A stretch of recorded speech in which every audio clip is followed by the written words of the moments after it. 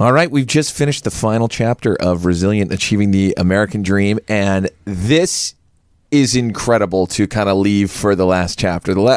You hit millionaire status in the last chapter, but in this one, we go to some whole other place because we leave Philadelphia. Yeah. And you leave Philadelphia because you're welcomed into the Forbes family. This is big because this means we're on another level of wealth that very few people have the opportunity for. I want to talk about this real quick because you are quick to say it's not serendipity, it's manifestation, prayer, and action. Yes. I went to middle school and high school with a friend of mine named Larry Gilston. He worked for the Lenfest Family Fund, and they merged with the Forbes Family Trust, Forbes Family Fund, and family offices. And so he was like, because we'd hang out, and he'd show genuine interest. And one day he was like, "Hey, you and your wife are doing pretty well. Let me take a look at your portfolio, and I'll give you some advice." I said, "Yeah, that'd be great." And so he invited the president of the company over, and they brought a nice bottle of wine, and we're sitting in our living room, and Teresa and I are very excited to just have our portfolio looked at this level of wealth management. And we were far under the $5 million threshold that, through acceptance. That's who, they didn't take anybody less than $5 million. They didn't want to this is a big deal. Money. It's a huge deal, right? So they looked at our portfolio, and our previous guy made some mistakes, made us sell Apple like way soon, like too soon. And so we wanted something else. And they took a look at it and said, "Hey, we only take clients that have a minimum of $5 million net worth, and you do not have that. So, I'll tell you what, we're going to take you anyway." I was like, whoa, that's crazy. But it was based on the strength of, I'm friends with one of their directors, and I went to middle school with him and high school with him. And so they were like, we think that you're going to go on to make a lot more money. So we want to manage you now and help you grow your net worth. And that meant the world to us. We were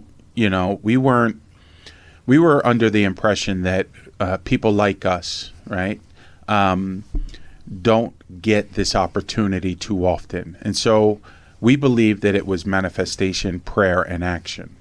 And just to touch base on all them, there are certain people in this world that will sit on their couch and pray. And that's all they do.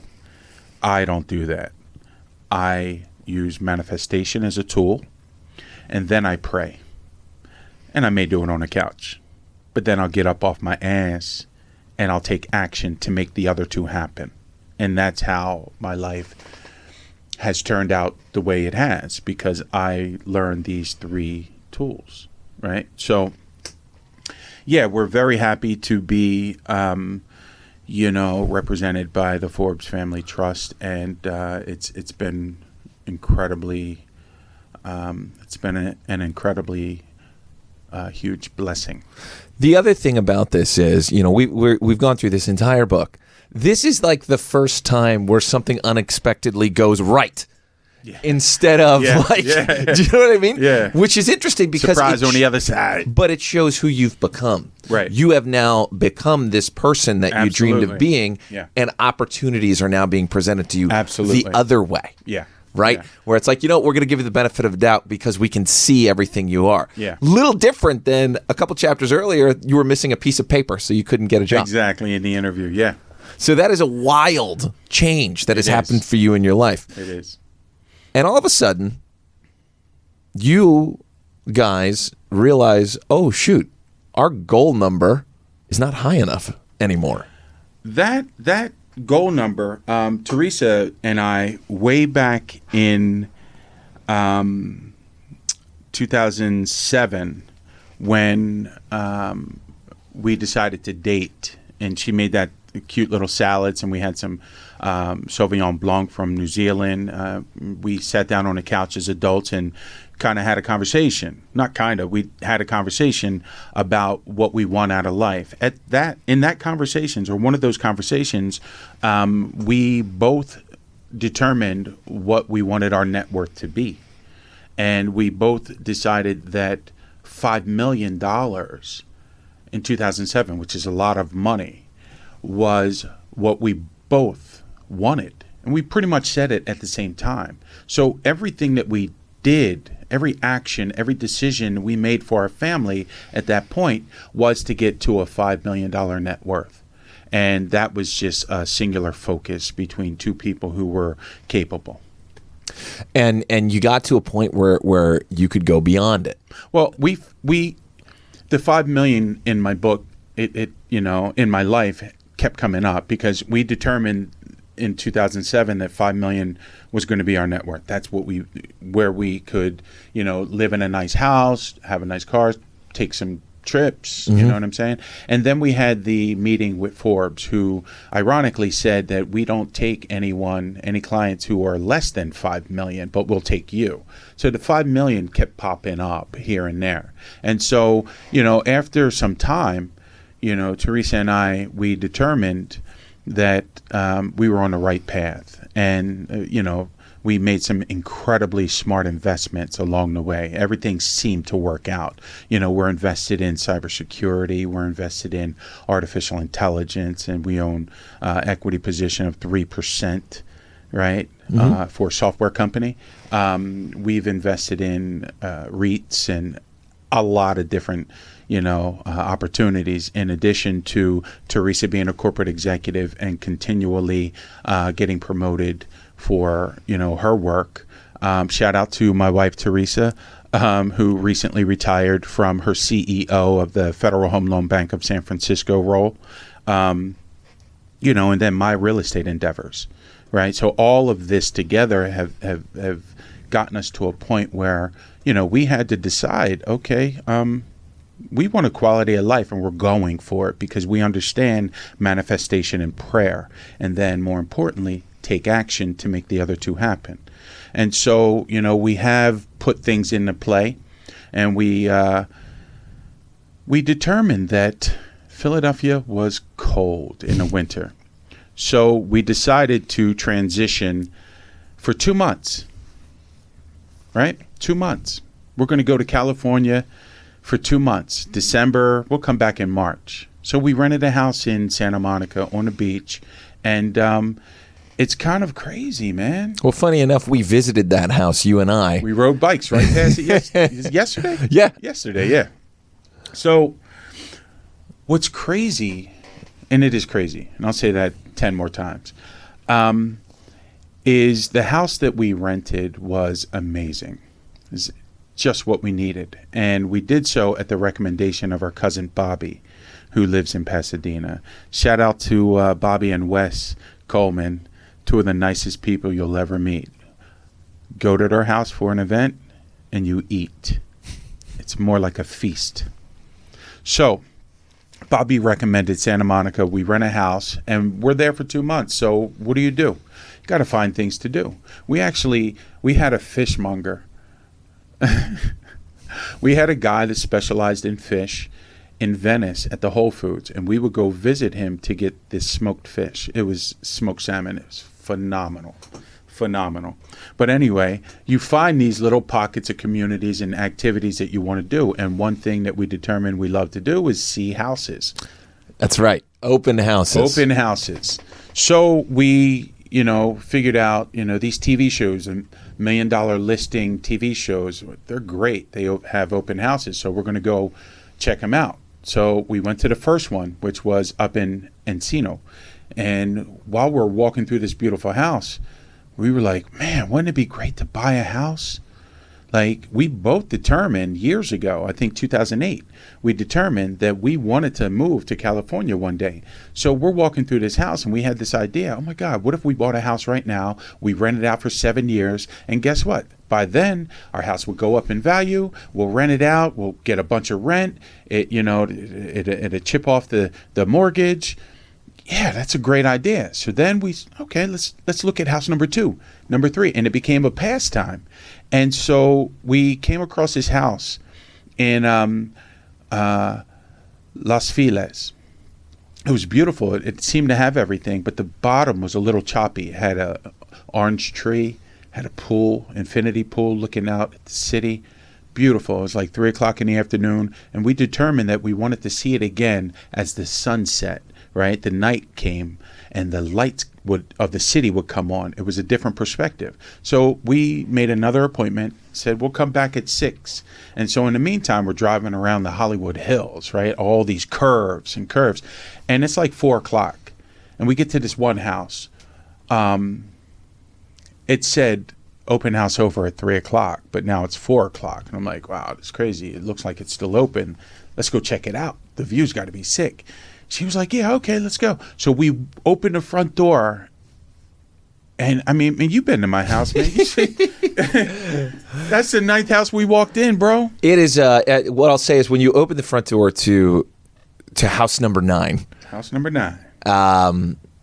There is one of the most spectacular views that literally, I was awestruck when I saw it. So imagining the two of you, and this is house 9, so you've seen a bunch of houses. House number 9, we walk in, there's this guy laying on the couch like he owned the place. He was like, hey, what's up, bud? I'm like, yo, what's up, bud? How you doing? I was like, you talk like I do. He's like, nah, you talk like I do. I was like, you're a cool dude. He's like, yeah, feel free to walk around. Teresa and I go to the back window. It's all of downtown LA. You can see it's just ridiculous. We go out to the patio, and she goes up the stairs, and he's like, hey, man, what's your budget? I'm like, just bullshitting, right? Because we're not really going to buy this house. We didn't know if we could afford this house. I was like, yeah, nothing over $5 million, right? He was like, oh, yeah, that's cool. That's cool. I said, all right. He was like, go upstairs. And went upstairs, checked it out, and then he yelled up, hey, man, don't forget the rooftop. I said, rooftop? He's like, yeah, there's a rooftop deck. I'm like, rooftop deck?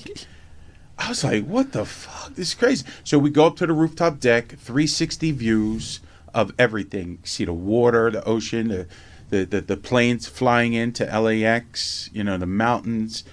It was just like, it blew our minds. And as we came downstairs, he was like, hey, man, I'm not trying to be that guy, but, the house has been on the market for $5.6 million for like a week. And we have an accepted offer of $4.8 million. And the couple's coming back to see it. And that's why I'm here. So that made sense because it was now 4:00 and the open house was over at 3. And I was like, oh, okay. As we come downstairs, the couple comes in. And I was like, yo, congratulations on the house. I didn't want this fucking shit anyway. Everyone started laughing, but I was kind of serious, And then Jason, it was kind of cool. He went on to tell me, Jason Oppenheim, went on to tell me, right? Because he was the guy on the couch. Yeah. He went on to tell me about a TV show that he was creating, a pilot for, and he was going to pitch it to Netflix in hopes that they pick it up. Well, they did pick it up. I think it's in season 8 now. And again, as I previously mentioned, I'm on season 4, episode 4. Right? Yeah. So we're out on a balcony, and I look at the couple, and it just, something was off. So Teresa and I leave. We go to house number 10. We walk up. The guy's like, oh, hi, how you doing? I'm closing up, but feel free, walk through. And I said, how much is it? He was like, 19 million or some shit like that. I was like, no. We turned around. He was like, no, go. I know you can afford it. Go look through. I'm like, nah. Our dream home was on the market for a week, and there's already an accepted offer. That's the big point. Yeah. Is when you walk into this house, as I have, it is like, oh my goodness, I don't think there's going to be a better. So now the bar has been set, and you were told you can't have it. Yeah. But again. But the house that we went to after that. Yeah. Was 19 million. And that was a gorgeous house. But our hearts were on the previous house. And now we were told we can't have that house. And we're driving around pissed off. We hit Starbucks, right? Shout out to Starbucks. So we're driving around pissed off, drinking coffee, and then we come across this house, this $19 million house. We can't afford this shit. You know what I mean? We got a couple bucks, but damn, we ain't got that. Mm-hmm. And the guy ended up saying, well, most of the houses here in the Hollywood Hills, like 20% of them fall through. And I was like, oh shit. And I remember back in the day, we would put in backup offers. So I told Teresa we could put in a backup offer. I called Jason. I was like, yo, bro, we want to put in a backup offer. He was like, yo, can I represent you? Because he had the listing, but the offer came from another broker. Mm-hmm. And I said, yeah, absolutely. That way he could double bubble, get both sides of the commission, something that I used to do. And, we were back at our house, right, in Santa Monica, our rented house in Santa Monica, and the Eagles were playing. Now, I need to let you know, I'm a Raider fan. I got season tickets, been a Raider fan since I was like 7 or 8, okay? But the Eagles are playing the Patriots. Now, you're from Philadelphia. You live in Philadelphia. You see somebody with an Eagles hat. Mm-hmm. What do you say? Go Birds. Go Birds, right? So Teresa and I were obviously not going to vote or cheer for the Patriots. I love Tom Brady, think he's a great player, best quarterback ever. But when Woodson hit him in that game, it was a fumble. You remember that game? Of course I do. All right. Of course I do. So not down with the Patriots. Teresa and I are hoping the Eagles win. They do. They win the Super Bowl, right? Philly. Mm-hmm. The last guest leaves the house. My phone rings. It's Jason. He's like, hey, man, congratulations. I'm like, what you talking about? I'm a Raider fan, bro. He's like, what? Not the game, dude. What the fuck are you talking? No, you got the house. The first offer fell through. And I was like, oh, shit. I said, all right, thanks. He was like, no. We got this. We got to do this tomorrow. We need a check. We got boom, boom, boom. There was another offer behind us, right? Our offer was accepted because it was the same price. We offered $4.8 million, but we offered $4.8 million in cash, no mortgage. So it was a cleaner deal than the mortgage of the previous offer, plus that offer fell through. So we were like, oh, shit. Our offer was already accepted. There was another offer behind us for $300,000 more. So that next day was very important. We had to get all the paperwork in, the check and all that. So boom, we call our wealth advisors over at Forbes. We're like, yo, we just did something stupid because we had 2 houses on the East Coast. We had a house on the main line. Then we had a vacation home on the water, the St. Miles River, next to the Inn at Perry Cabin in St. Michael's. We bought a house. You did what? We bought a house. How much? $4.8 million. Oh, in cash. We need to close in 30 days. He was like, oh. I said, are we good? Teresa and I are like, oh shit, like what did we do? Like he was like, no, you're good, you're all right. So yeah, we ended up buying the house and renting it out.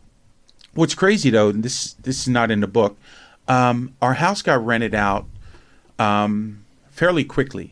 And our tenant was this young guy who was managing this little 9-year-old called Lil Tay, mm-hmm. right?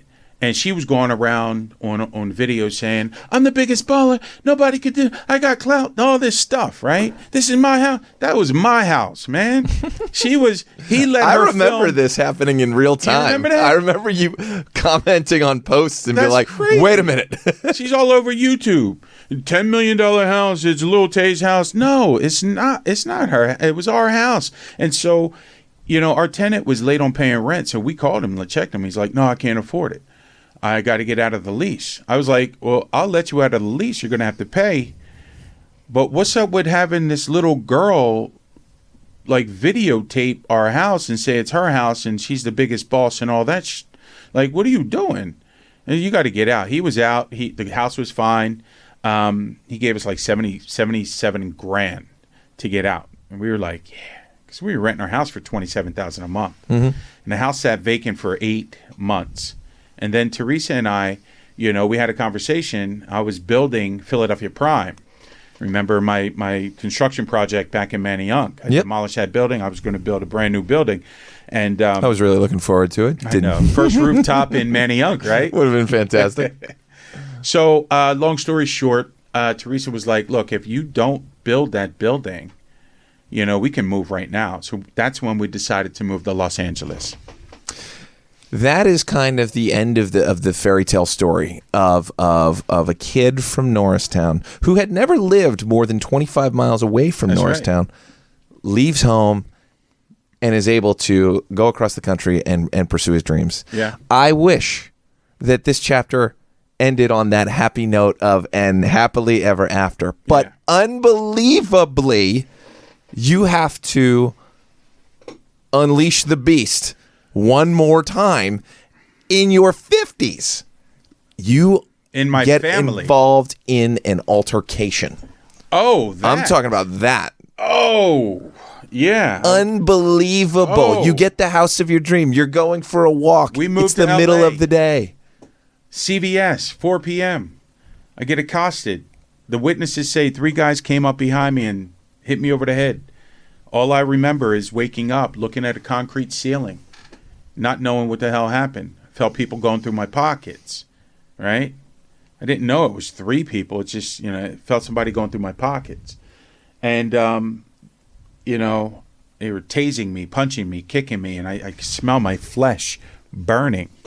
And it was very traumatic. And all of a sudden, someone says, "Give me the watch." They're trying to rob me for a watch. And so I was getting up. "Give me the watch," pounding me, kicking me, punching me over the head. I was like, all right. I see 2 feet on the side of me.